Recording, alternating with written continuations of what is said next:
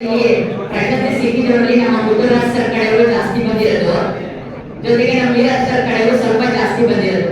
ಅದು ಬಿಟ್ರೆ ಅವರವರ ಶಾಲೆಗೆ ಅವರು ಪೊಲೀಸ್ ಬಂದಿದ್ರು ಇನ್ನೂ ಹೆಚ್ಚಿನ ಸಂಖ್ಯೆಯಲ್ಲಿ ಇಲ್ಲಿ ಕಾಣ್ತಾ ಇದ್ರು ಅಂತ ಹೇಳ್ತಾ, ಏನೇ ಆಗಲಿ ಬಂದಿರೋರು ಎಲ್ಲ ನಮ್ಮವರು ಅಂತ ಹೇಳ್ಕೋಬೇಕು, ಬಂದಿದ್ದವ್ರನ್ನ ಯಾರು ಬಂದಿಲ್ಲ ಅನ್ನೋದಿಲ್ಲ.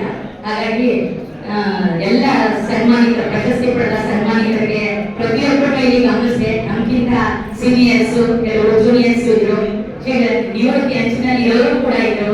ಹಾಗಾಗಿ ಅವರಿಗೆ ಎಲ್ಲರಿಂದ ನಾವು ಕೆಲವೊಂದನ್ನ ಒಂದಷ್ಟನ್ನಾದ್ರೂ ಕಲಿತಾ ಇದೀವಿ, ಕಲಿಯಕ್ ಪ್ರಯತ್ನ ಮಾಡ್ತಾ ಇದೀವಿ.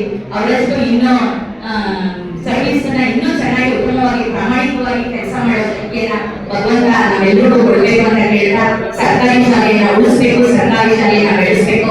ಈ ನಿಟ್ಟಿನಲ್ಲಿ ನಾವೆಲ್ಲರ ಪಾತ್ರ ಹೆಚ್ಚಿನದಾಗಿದೆ. ಸರ್ ಹೇಳಿದಂಗೆ ನಾವು ಮುಂದಿನ ಅಕಾಡೆಮಿಕ್ ಇಯರ್ ನಲ್ಲಿ 25-26ನೇ ಸಾಲಿನಲ್ಲಿ ನಮ್ಮ ಶಾಲೆಯ ಎಲ್ಲ ಸರ್ಕಾರಿ ಶಾಲೆಯ ಸ್ಟ್ರೆಂತ್ ಅನ್ನ ನಾವು ಇನ್ನೂ ಹೆಚ್ಚಿನದಾಗಿ ಮಾಡಿ ಅವರಿಗೆ ಪ್ರೂವ್ ಮಾಡಿ ತೋರಿಸಬೇಕು. ಮತ್ತೆ ಅವರಿಂದ ಎಲ್ಲಾ ಶಾಲೆಗಳಿಗೂ ಎಲ್ಲ ರೀತಿ ಉಪಕಾರ ಸಹಾಯ ಎಲ್ಲ ರೀತಿಯಲ್ಲೂ ಆಗ್ತದೆ. ಹಾಗೆ ಅವ್ರಿಗೆ ಈ ಶಕ್ತಿಯನ್ನ ಇನ್ನೂ ಭಗವಂತ ಕೊಡಿ ಅಂತ ಆಶಿಸ್ತಾ, ಕಾರ್ಯಕ್ರಮವನ್ನ ಹೇಳುವಾಗ ಎಲ್ಲರೂ ಹೇಳಿದಾಗ ಒಂದು ಕಾರ್ಯಕ್ರಮ ಮಾಡಷ್ಟು ಅಷ್ಟು ಸುಲಭದ ಮಾತಲ್ಲ.